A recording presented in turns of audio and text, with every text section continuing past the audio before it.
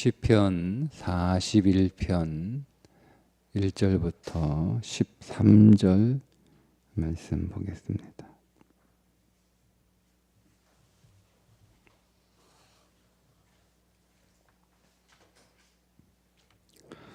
가난한 자를 보살피는 자에게 복이 있음이여 재앙의 날에 여호와께서 그를 건지시리로다. 여호와께서 그를 지키사 살게 하시리니 그가 이 세상에서 복을 받을 것이라. 주여, 그를 그 원수들의 뜰에 맡기지 마소서. 여호와께서 그를 병상에서 붙드시고 그가 누워 있을 때마다 그의 병을 고쳐 주시나이다. 내가 말하기를 여호와여, 내게 은혜를 베푸소서. 내가 주께 범죄하였사오니 나를 고치소서 하였나이다.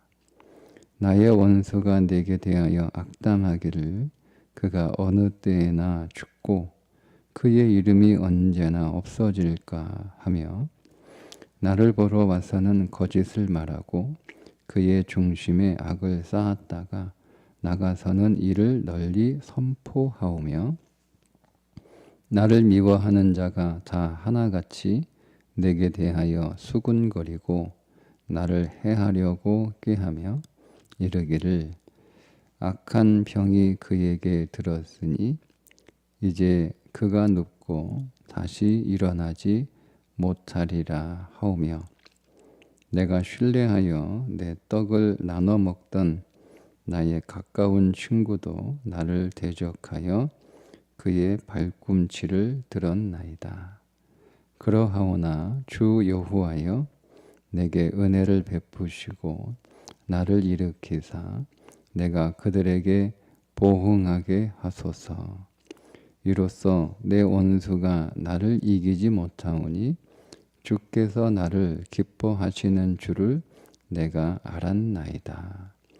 주께서 나를 온전한 중에 붙드시고 영원히 주 앞에 세우시나이다.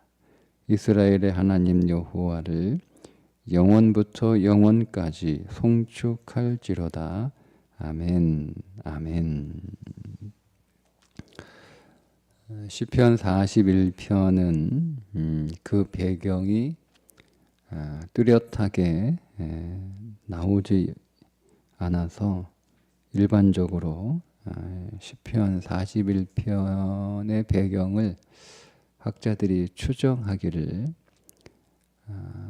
다윗이 병들었던 때, 그 병들었던 때에 아들 압살롬이 추종 세력들을 이끌고 반란을 일으킨 그 시기라고 추정을 합니다. 그런 중에 그 다윗을 악담하는 사람들이 있는 거죠. 5절에 보면 나의 원수가 내게 대하여 악담하기를 그가 어느 때에나 죽고 그의 이름이 언제나 없어질까. 다윗을 향해서 다윗이 언제 죽냐, 다윗이 언제 없어지냐, 이렇게 악담하는 사람들이 있었습니다. 다윗이 병중에 있어 다윗을 문안하러 오는 사람들조차도 다윗에게 와서 거짓을 말하고 나를 보러 와서는 거짓을 말하고 그냥 마음에도 없는 위로를 하고 가는 거죠. 그러고 나서는 돌아서서 그 중심에 악을 쌓았다가 나가서는 이를 널리 선포하며 계속 그 다윗에 대해서 악담하고 7절에 보면 다 하나같이 모여서 수군거리고 어떻게 다윗을 제거할까 궁리를 하고 심지어 8절에 보면 사람들에게 헛소문을 퍼뜨리는데 다윗이 이제 다시는 일어나지 못할 것이다. 다윗은 이제 끝났다. 하나님의 저주를 받아 그가 중병에 걸렸다. 이렇게 퍼뜨리고 있는 거예요. 9절에 보니 그런 사람들 중에는 다윗과 절친이었던 사람도 있었다고 말합니다. 내가 신뢰하여 내 떡을 나눠 먹던 나의 가까운 친구도 나를 대적하여 그의 발꿈치를 들었나이다. 그러니까 다윗이 아주 신뢰하던, 다윗과 가까운, 다윗이 믿었던 사람들이 발꿈치를 들었다라고 하는 말이 관용구죠. 낙이나 짐을 실어 나르는 짐승이 그 주인을 발로 걷어찬다라는 뜻이거든요. 그러니까 그렇게 믿었던, 자기가 신뢰하던 사람들이 지금 다윗을 향해서 등을 돌리고 그에게 악담을 하고 사람들에게 다윗을 저주하는 그런 일을 지금 다윗이 겪고 있는 거예요. 그가 병중에 있을 때, 그가 연약하고 힘이 없는 상태에 맞았을 때, 자기가 힘이 있을 때는 막 사람들이 와서 아쉬운 소리도 하고 다윗을 지켜 세우기도 하고 다윗을 많이 좋아하는 것처럼 그렇게 하더니 다윗이 이제 병중에 중병으로 앓고 있어서 다윗이 힘이 다 빠지고 일어나지도 못할 것이다. 일어나지 않을 수도 있다라고 하는, 다윗이 끝났다라고 그렇게 생각이 되어지니까 이제는 등을 돌리고 다윗을 악담하며 그를 저주하는 일을 다윗이 그가 병중에서 겪고 있을 때 이 시를 지었는데, 그런 상황에서 지금 다윗이 하나님 앞에 4절에 보면 이렇게 기도합니다. 내가 말하기를 여호와여 내게 은혜를 베푸소서. 내가 주께 범죄하였사오니 나를 고치소서. 그러니까 지금 자기가 몸이 아파가지고 자기 스스로도 내가 이렇게 끝날 수도 있구나, 죽을 수도 있구나, 그렇게 힘들어하고 괴로워하고 또 두려워하고 있는 상황에서 뭐 자기를 미워하는 사람들은 뭐 그렇다고 해요. 그런데 자기가 믿고 자기가 신뢰했던 사람들이 등을 돌리고 자신에게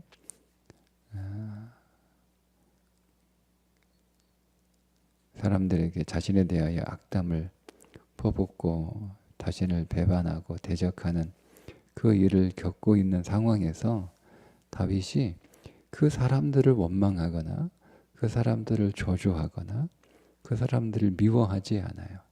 그러니까 다윗이 그런 일을 당하고 있으면 그의 생각이나 마음의 초점이 그런 사람들에게 가 있기 마련인데, 지금 다윗의 시선은 어디에 가 있냐면 자기 자신에게 가 있어요. 자신에게. 내가 주께 범죄하였사오니. 그러니까 지금 다윗은 자신의 죄에 초점을 맞추고 있거든요. 그러니까 자기의 죄에 초점을 맞추고 있으니까 사람이나 환경을 탓하지 않고 또 하나님을 향하여 불평하지도 않아요. 이게 다 나의 죄 때문이다. 이거를 좀 부드럽게 표현하면 이게 다 내가 부족해서 일어난 일이다. 이렇게 자기에게 초점을 맞추는 거죠. 여러분, 사실은 이 말이 맞습니다. 내가 온전했으면 이런 일이 벌어지겠는가. 그러니까 사람들이 문제가 아니고 나의 부족함이 문제인 거예요. 나의 연약함이 문제인 거지 사람들이 문제가 아니라고 다윗은 그 상황에서 그의 시선이 자기에게 가 있는 거예요. 여러분, 인생의 모든 문제의 본질은요, 나의 부족함 때문에 일어나는 거예요. 음, 꼭 그것이 본질적으로 죄거든요. 왜냐하면 부족함이 무슨 잘못이냐가 아니고 그 부족함이 하나님과의 관계의 단절에서 오는 결과이기 때문에 그렇습니다. 아담과 하와가 완벽했는데 그 완벽함에 흠이 생긴 것이 아담과 하와가 죄를 지은 게 아니에요.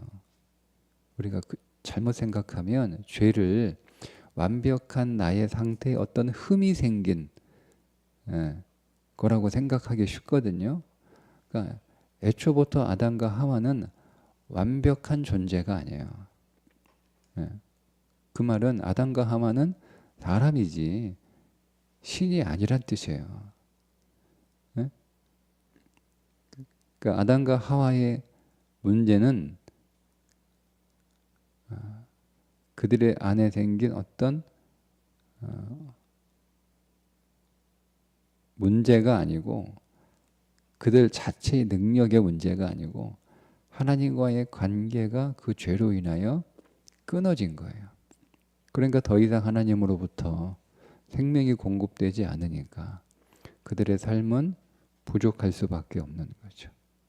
그러니까 능력의 부족이 아니고 관계의 부족이에요. 그게 본질적으로 우리 안에 부족함인 거죠.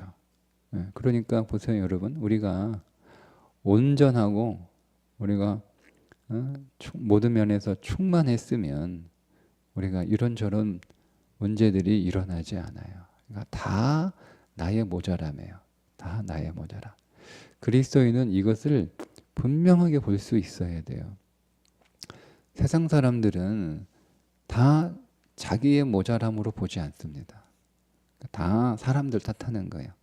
저 사람이 문제고 이 사람이 문제고 이런 상황이 문제고 이런 환경이 문제고 자기 문제가 그러니까 시선이 자기에게 가 있지 않고 다 사람들에게 가 있는 거예요. 그러니까 이 사람 욕하고 저 사람 욕하고 여기서 흉보고 저기서 흉보고 이 사람 탓하고 그러는 거잖아요. 근데 여러분 그리스도인은 자기를 보는 거예요. 자기를. 내가 부족하다는 거죠. 그러니까 다 나의 부족함이 문제라고 하는 거예요. 근데 그 부족함이 문제라고 보니까 자기를 악담하는 사람들, 자기 와서 위선적으로 얘기하는 사람들, 자기의 뒤에 가서 자기를 저주하는 사람들, 심지어 그 사람들이 자기의 절친이어도 그 사람들을 향하여 미움도 저주도 원망도 분노도 없잖아요. 그러니까 다 나의 부족함이지. 다 나의 부족함에 일어난 일이야 라고 생각하는 거예요. 자, 그러면 나의 부족함으로 이런 일들이 생겨났으니까 지금 내가 당하고 있는 이 질병이나 또 이 관계에서 오는 이런 고난의 본질은 뭐겠어요? 본질은 뭐겠어요? 그런 부족함을 치유하고 회복하는 것이 본질인 거예요. 내가 부족한 존재로 내가 부족한 모습으로 내가 이 땅을 살아가고 있는 존재이기 때문에 이제 그것을 이제 다윗은 이제 질병으로 겪고 있는 거잖아요. 그러니까 그 질병이 치유된다라고 하는 것은 몸에 생긴 병이 낫는 게 아니고 그 안에 있는 하나님과의 관계 안에서 온전함을 누리지 못하는 그 부족함이 회복되기 위하여 하나님이 이 질병이라고 하는 고난을 주신 거라는 거죠. 그것이 질병이 회복되는 목적인 거예요. 그러니까 여러분 우리는 단순히 우리가 안에 있는 어떤 문제가 해결되는 것이 그것이 목표가 되면 그거는 질병이 약을 먹고 병원에 가면 회복될 수 있죠. 그렇지 않나요? 그냥 아주 우리가 단순하게 생각을 하면 내가 몸이 아파요. 몸이 아파요. 그 몸이 아픈 병원 가서 약 먹고 뭐 주사 맞고 치료 받으면 몸이 나아요. 그러면 몸이 아픈 문제가 끝난 거예요. 막 굳이 내가 하나님 앞에 간절히 기도하지 않아도 내가 가서 병원 가서 치료받으면 몸이 나으니까 그러니까 문제가 해결된 거잖아요. 자, 그럼에도 불구하고 우리가 하나님 앞에 내 질병의 문제를 안고 기도하는 목적이 뭡니까? 몸의 질병이 치유되는 게 목적이 아니에요. 그게 목적이라면 기도 안 해도 돼요. 병원 가서 약 먹으면 치료받잖아요. 우리는 병원 가서 약을 먹어도 치료할 방법이 없고 낫지 않는 그런 중병에 걸렸을 때에만 여러분 기도하는 게 아니란 말이에요. 감기 같은 사소하다기보다도 그냥 뭐 작은 병에 걸려도 병원 가면 약 먹고 시간 지나면 낫는 병에 걸려도 뭐 그런 것까지 그렇게 심각하게 기도하냐? 병원 가서 약 먹고 좀 쉬면 되지. 이렇게 말하는 건 하나님이 오늘 우리의 몸에 질병을 주신 그 본질이 무엇인지를 모르는 거예요. 우리의 모든 인생의 질병, 몸의 질병이든 마음의 질병이든 어떤 상황이나 환경의 질병이든 어떤 관계의 질병이든 그 모든 질병의 본질은요, 하나님과 더 깊은 관계 안으로 들어가기 위한 하나님이 다루시는 하나님의 방법인 거예요. 그래서 내가 감기 걸렸어도 물론 병원 가서 약 먹고 치료를 받지만 그 감기를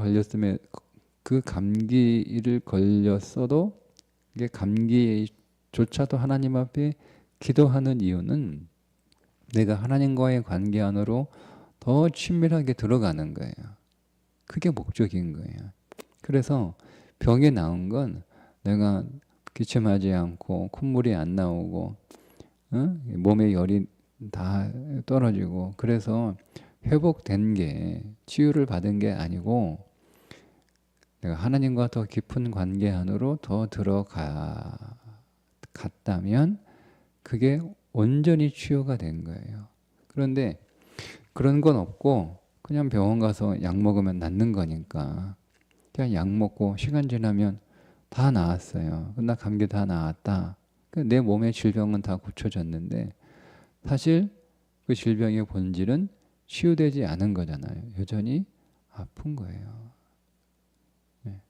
우리가 여러분 이 부분을 좀 본질을 정확하게 볼 수 있어야 되는 거예요. 네. 그러니까 지금 사람들은 내가 병에 걸려서 이제 곧 죽을 거라고 곧 죽었으면 좋겠다라고 그렇게 악담하고 그렇게 저주하는 그런 상황에서 그게 다 나의 부족함 때문이다 라고 자기의 문제로 그 상황을 이해하고 하나님 앞에 그래서 간절히 구하잖아요. 하나님 나를 고치소서. 나를 고치소서. 뭘 고쳐달라는 거예요? 나의 부족함을 고쳐주옵소서. 나의 연약함을 고쳐주옵소서. 그 말은 나의 부족함이 내 능력의 부족함이 아니고 하나님과의 관계의 부족함인 거예요. 내가 하나님과 더 깊은 관계 안으로 더 하나님을 신뢰하고 더 하나님을 의지하고 더 하나님을 사랑하고 더 하나님을 사모하고 더 하나님을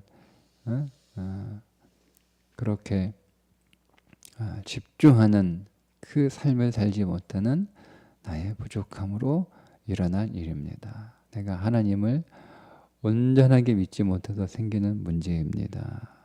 하는 거예요. 예.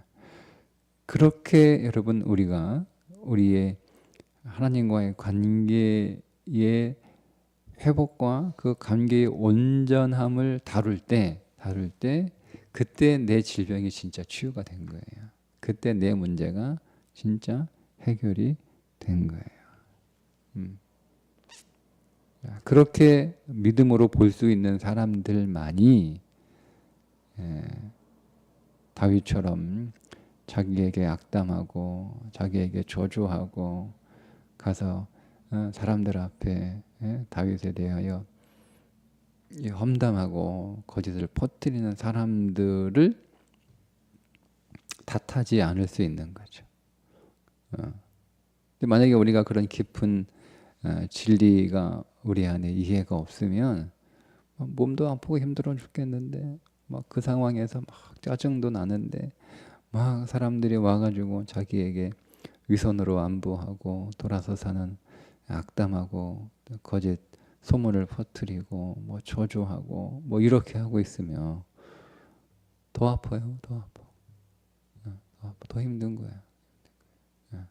근데 여러분 그게 내가 더 예쁘고 더 아프고 더 힘든 게 문제가 아니고 하나님은 관계를 더 이렇게 좁히고 관계를 온전하게 하기 위해서 나에게 그런 일을 겪게 하셨는데 믿음의 해석을 잘못하니까 하나님과의 관계가 더 멀어지는 거예요. 하나님으로부터 더 멀어지는 거예요.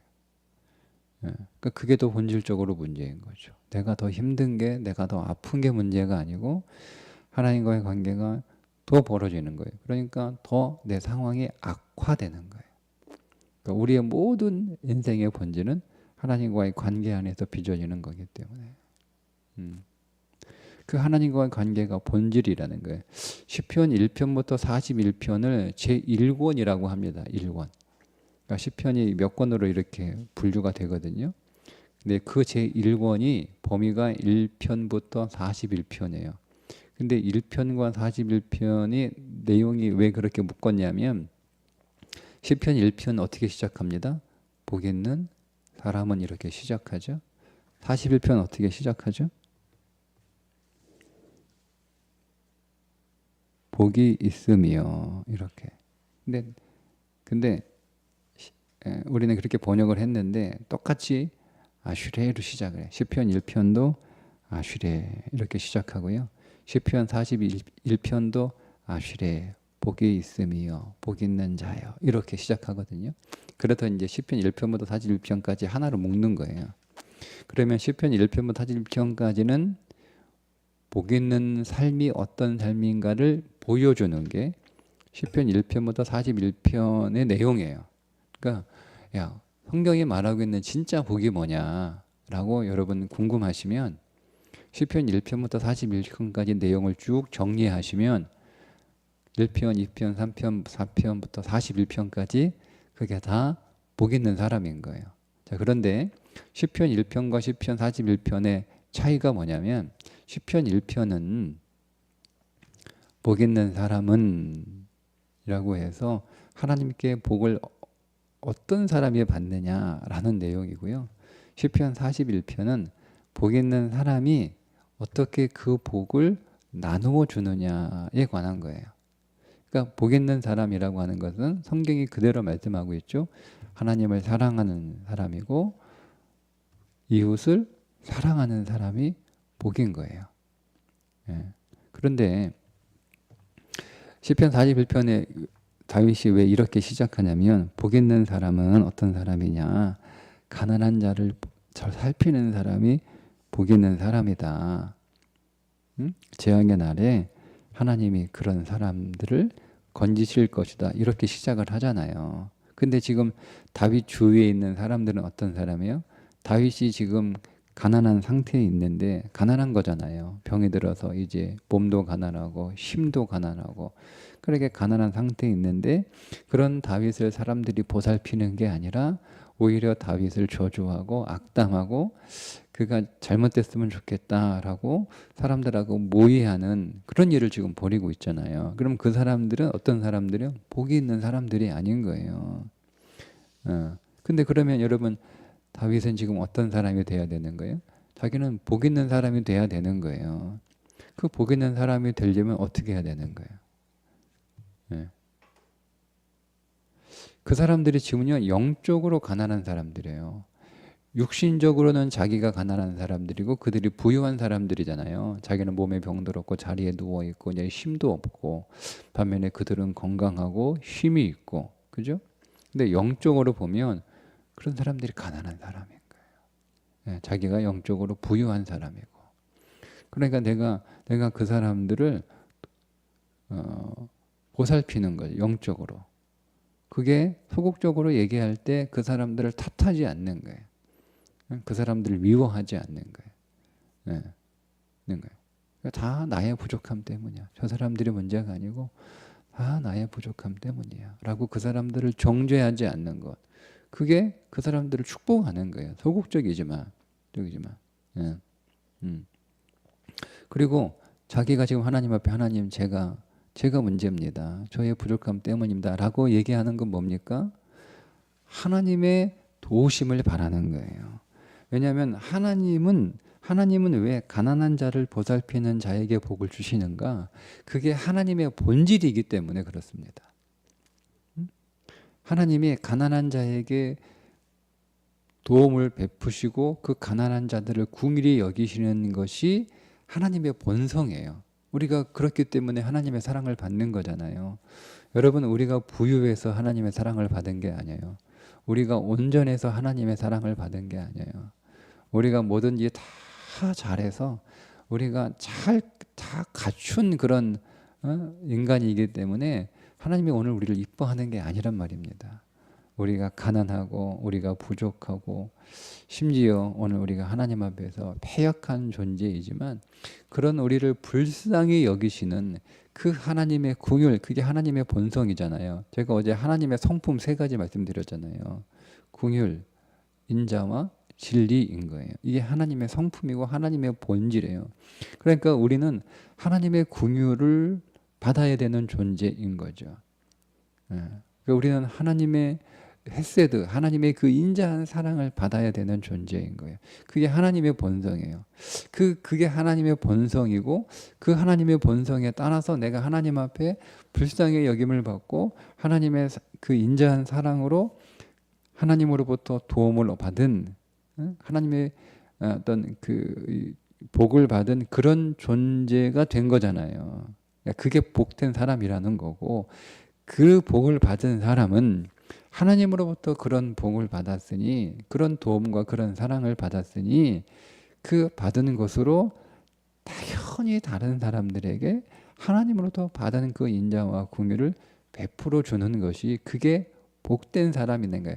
그런 선행을 했기 때문에 복된 사람이 아니고 하나님의 그 본질적인 생명을 받은 자이기 때문에 그것을 내가 받았다라고 하는 어떤 증거가 있어야 될 거 아니에요. 그러니까 이게 그 없는 거를 만들어낼 수 있는 건 아니죠. 그러니까 그렇게 할 수도 있어요. 내가 하나님 앞에 사랑을 받지 않았어요.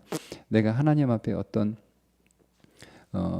그 긍휼도 받지 않았어요. 그런데 우리가 마치 하나님한테 그런 사랑과 긍휼을 받은 것처럼 내가 사람들을 사랑하고 사람들에게 사람들에게 그 사랑을 이렇게 베풀 수 있죠.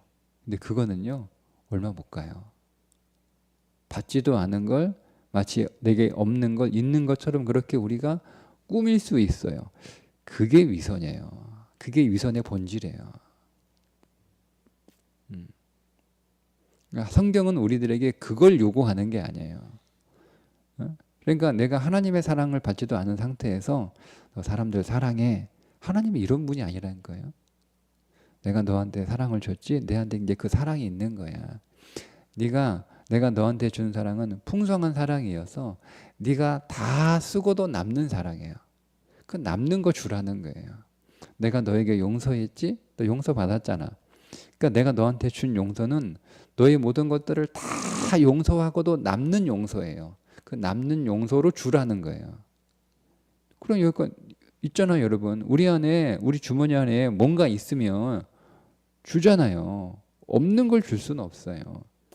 예.